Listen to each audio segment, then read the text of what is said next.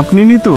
আপনি কি disturb feel করলেন? তাহলে আমি চলে যাচ্ছি, আপনি পড়েন, কোনো সমস্যা নেই। আমার পড়া শেষ। ও আচ্ছা, বই পোকা মানুষগুলো কিন্তু অনেক সুন্দর হয়। আপনি যদি কিছু না মনে করেন, আপনার পড়া শেষ হলে কি আপনার বইটা আমাকে দিতে পারবেন? Thank you. কি তুমি তো কিছুই খাইতেছো না? আমি মাছ খাই না, মাছের কাঁটা বেছে খেতে সমস্যা হয়।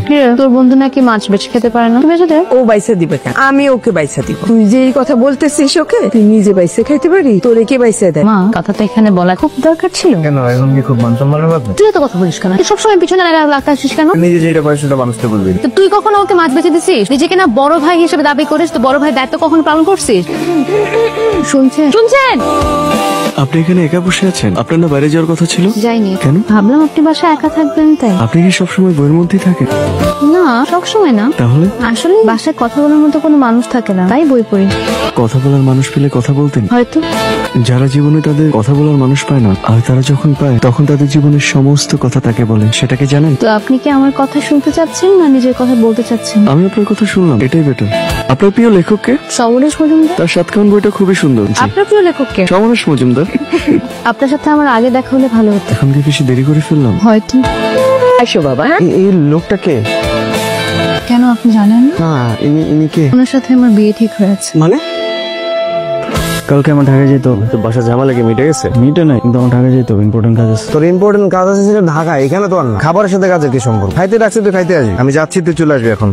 না গেলে হয় না। আমার যেতে হবে। আপনার যাওয়ার কারণ কি আমি? তেমন কিছু না। দেখেন, আমি শুধু বইয়ের ভাষা না, মানুষের চোখের ভাষা পড়তে পারি। আপনি কোথাও যাবেন না। কিন্তু কেন? আপনি চলে গেলে আমার কথা শুনবে কে? তাড়াতাড়ি নিচে খেতে আসেন, আর একবারও যেন রাখতে না হয়।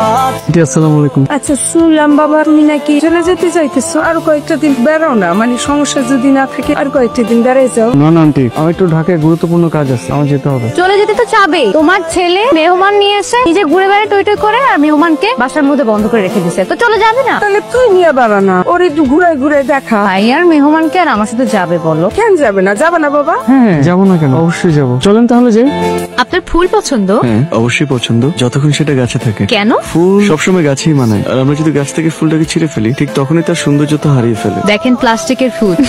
আজকালকার সবকিছুই ম্যাক্সিমাম প্লাস্টিক হয়ে গেছে ম্যাডাম। কিছু কিছু জিনিস কিন্তু ন্যাচারালি ভালো, সবকিছু প্লাস্টিক হয়ে যায় নাই। জানেন, পৃথিবীর বুকে বৃষ্টি নামার পরে এক অদ্ভুত স্নিগ্ধতা নেমে আসে। আপনি ঠিক সেই স্নিগ্ধতার মতো সুন্দর।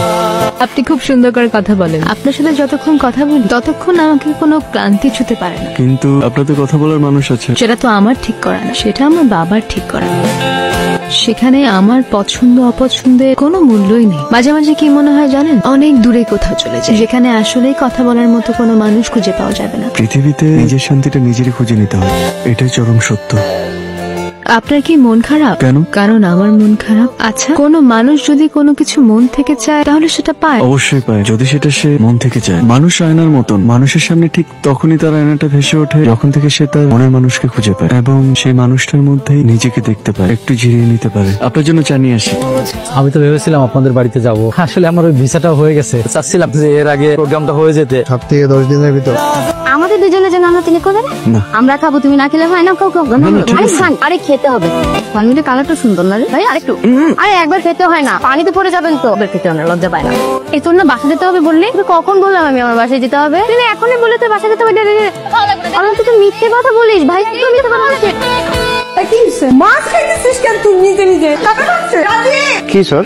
কাটা বানছে। আমি তো আমার আব্বা আমার অনেক বুঝাইছিলাম, আপনি লোকজন জেনে গেছে আপনার মেয়ে কথা কইতে পারে না, এমনকি আমাদের বাড়ির আশেপাশের লোকজন জেনে গেছে। তার থেকে ভালো এই সম্পর্কটা আর দরকার নাই, খেলাম না। আমার মায়ের বিয়েটা ভেঙে গেল। আর এটা বড় কিছু না মা, ঠিক হয়ে যাবে সবকিছু। আপনার কি মন খারাপ? আমার মনটা খারাপ তো তাই। মানুষের জীবনটা ঘটনাবহুল, যেখানে সুখ থাকে, দুঃখ থাকে, আবার কিছু ঘটনা মানুষকে নতুন করে বাঁচার আশা জাগায়। আপনি ভেঙে পড়বেন না প্লিজ। আর আমি কালকেই চলে যাচ্ছি।